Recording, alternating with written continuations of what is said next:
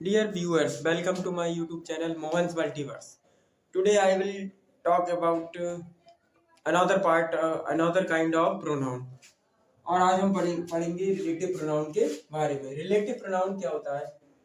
Relative pronoun वो होता है जो रिलेट करे, रिलेट यानी शो करे, संबंध दिखाए अनदर नाउन से। Words which relate to and substitute for noun, यानी वे सब जो संज्ञा के स्थान पर आते हैं। आपको बताइए कि प्रोनाउन होते हैं तो words which relate to and substitute for noun, तो वो होते हैं हमारे रिलेटिव प्रोनाउन। और रिलेटिव प्रोनाउन कौन कौन से होते हैं? वो होते हैं हमारे हु, विच, व्हाट और एज, बट, ये सब हमारे रिलेटिव प्रोनाउन होते हैं। हु, हुज, हुम, विच, व्हाट, एज, बट, ये सब हमारे रिलेटिव प्रोनाउन होते हैं। अब हम इनको forms of the relative pronoun यहाँ पर देखेंगे, यानी रिलेटिव प्रोनाउन की कितने रूप हो सकते हैं वो ये समझने की कोशिश करेंगे। Forms of the relative pronoun. Relative pronoun जो होते हैं नॉमिनेटिव, पजेसिव, ऑब्जेक्टिव, तीनों केस में होते हैं। और कौन से हमारे रिलेटिव प्रोनाउन लिविंग के लिए आते हैं, कौन से नॉन लिविंग के लिए आते हैं, कौन से दोनों के लिए आ सकते हैं अकॉर्डिंग टू द कंडीशन। शर्त के अनुसार कुछ कंडीशन है वो लिविंग और नॉन लिविंग दोनों के लिए आते हैं। तो हम सबसे पहले देखेंगे हु जो होता है हमारा रिलेटिव प्रोनाउन है और ये लिविंग थिंग्स के लिए, सजीव के लिए आता है। इसके बाद नॉन लिविंग के लिए जो हमारा है रिलेटिव प्रोनाउन वो है विच। विच जो आता है रिलेटिव प्रोनाउन नॉन लिविंग के लिए आता है, निर्जीव के लिए आता है। इसी तरह दैट जो होता है वो लिविंग और नॉन लिविंग दोनों के लिए प्रयोग किया जाता है। अब कहाँ किस तरह होता है वो आगे पढ़ेंगे। दैट का प्रयोग हम पढ़ेंगे इसके बाद कि वो लिविंग के लिए भी आ जाता है और नॉन लिविंग के लिए भी आ जाता है। लिविंग के लिए जहाँ हु आता है वहां पर दैट आएगा, लेकिन जहाँ निर्जीव विच आता है वहां दैट आएगा, लेकिन उसकी कुछ कंडीशन है तब वो दैट आएगा। इसके बाद पजेसिव में आता है हमारा हुज और ऑब्जेक्टिव होता है हु का हुम। इसी तरह नॉन लिविंग में हमारा रिलेटिव प्रोनाउन है विच, और विच के बाद हमारा पजेसिव होता है हुज या ऑफ विच और ऑब्जेक्टिव है विच। नॉन लिविंग में या लिविंग दोनों के लिए हो सकता है दैट कुछ कंडीशन के साथ, तो दैट, और इसके बाद पजेसिव होता है हुज या ऑफ विच और इसके बाद ऑब्जेक्टिव होता है दैट। ये टेबल हमें दिमाग में फीड करनी पड़ेगी, याद करनी पड़ेगी, तभी हम आगे का समझ पाएंगे। तो अब हम इसके बाद और भी एक चीज बताने जा रहे हैं। जो दैट है हमारा, दैट का प्रयोग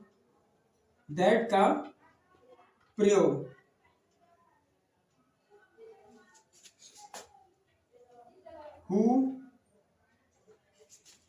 विच और दैट के लिए होता है, दैट के लिए होता है, किंतु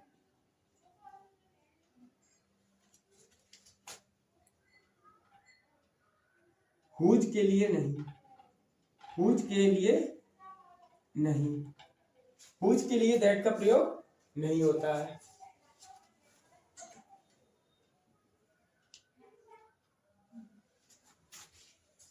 हु, हुम या विच के लिए होता है,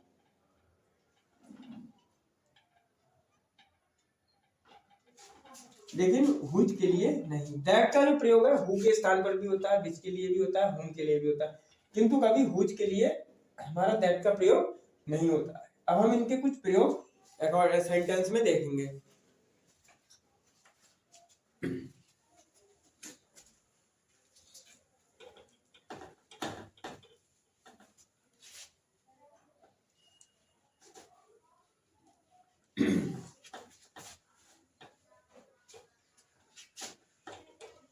अब हम कुछ रूल बताने जा रहे हैं आपको दैट के।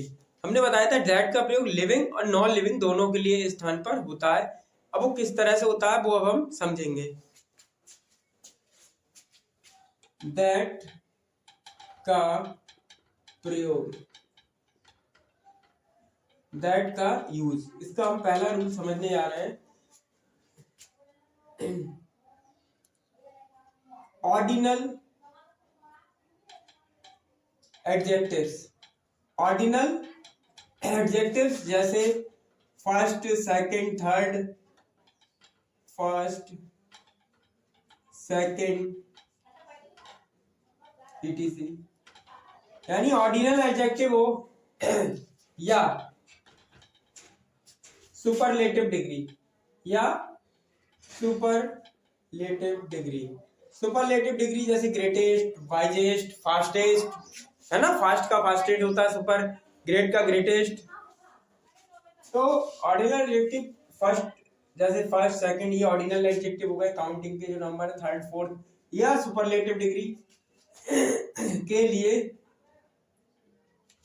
लिविंग थिंग्स में, लिविंग थिंग्स के लिए ऑर्डिनल एडजेक्टिव या सुपरलेटिव डिग्री के लिए लिविंग थिंग्स के लिए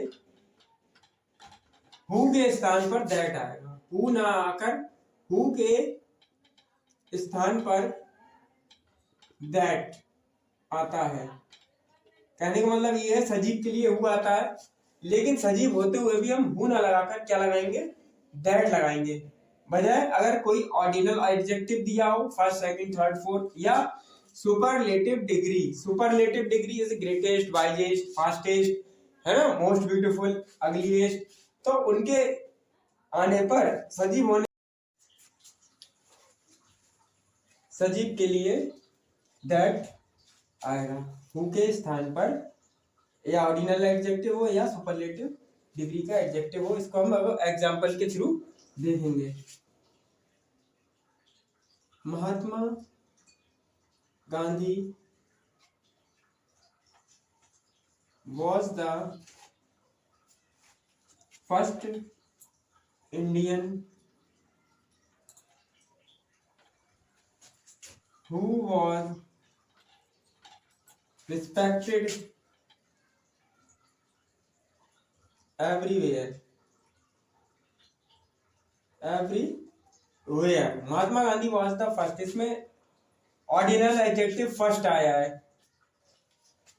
यहाँ पर ऑर्डिनल एडजेक्टिव का प्रयोग हुआ है, और इसी वजह से यहाँ पर सजीव होते हुए भी हम हु न लगाकर दैट लगाएंगे। वैसे लिविंग के लिए हु आता है, लेकिन यहाँ लिविंग होते हुए भी यहाँ पर ऑर्डिनल एडजेक्टिव का प्रयोग हुआ है, इसलिए यहाँ हु न लगा के दैट का प्रयोग होगा। और एग्जांपल देख लेते हैं। This is the best book which I like, this is the best book which I like। यहाँ पर हम देख रहे हैं सुपरलेटिव डिग्री का प्रयोग हुआ है, निर्जीव चीज है, निर्जीव के लिए विच आता है, लेकिन यह निर्जीव होते हुए भी यहाँ पर विच नहीं आएगा, बिकॉज यहाँ पर सुपरलेटिव डिग्री का प्रयोग हुआ है, इसलिए ये गलत हो जाएगा। इसलिए यहाँ पर दैट आएगा और ये सेंटेंस गलत होगा। क्यों? क्योंकि यह सुपरलेटिव गुड का होता है, good, better, best, superlative degree है, इसलिए यहाँ पर बेस्ट का प्रयोग हुआ है, इसलिए यहाँ पर विच नहीं आएगा, यहाँ पर दैट का प्रयोग होगा। नॉन लिविंग होते हुए भी यह विच ना आकर दैट का प्रयोग किया जाएगा। वैसे जनरली नॉन लिविंग के लिए विच आता है, बट यहाँ पर सुपरलेटिव हो या ऑर्डिनल एडजेक्टिव होने पर हम दैट का प्रयोग करते हैं। अब हम इसका एक और रूल देखने जा रहे हैं।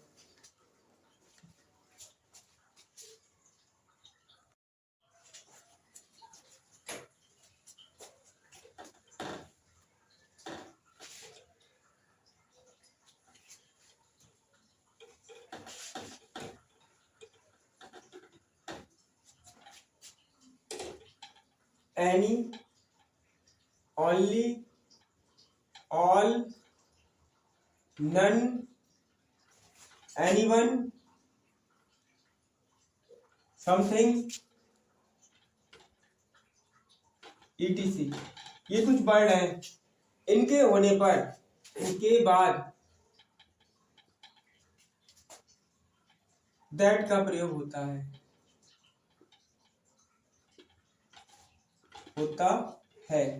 लिविंग है तो हु नहीं आएगा, नॉन लिविंग है तो विच नहीं आएगा। अब हम इनके कुछ एग्जांपल देखते हैं।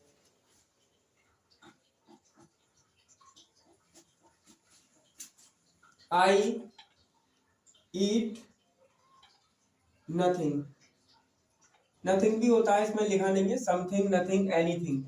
आई ईट नथिंग विच इज हार्मफुल, मैं वह कुछ नहीं खाता जो हानिकारक हो। यहाँ पर नथिंग आया है और यहाँ विच का प्रयोग हुआ है।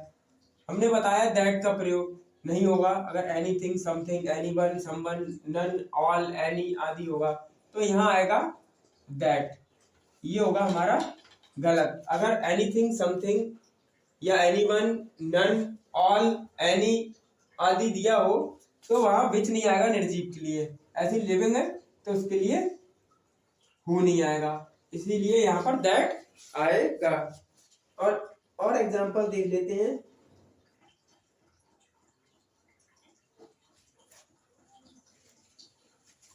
My father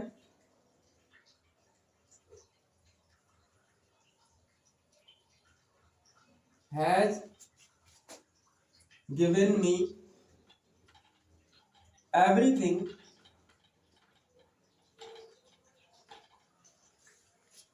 which he had। इसमें thing, everything, nothing, something.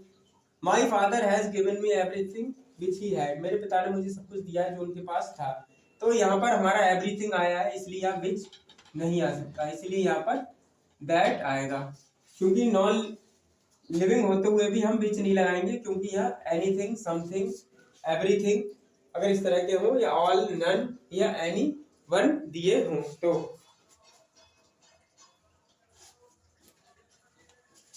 I hope कि ये रूल आपको समझ में आया होगा। अगर अच्छा लगा हो तो लाइक जरूर कीजिए और सब्सक्राइब करके नेक्स्ट वीडियो देखिए, जिससे इसके भी और भी ज़्यादा इंपॉर्टेंट रूल्स आपको आने वाले हैं। थैंक्स।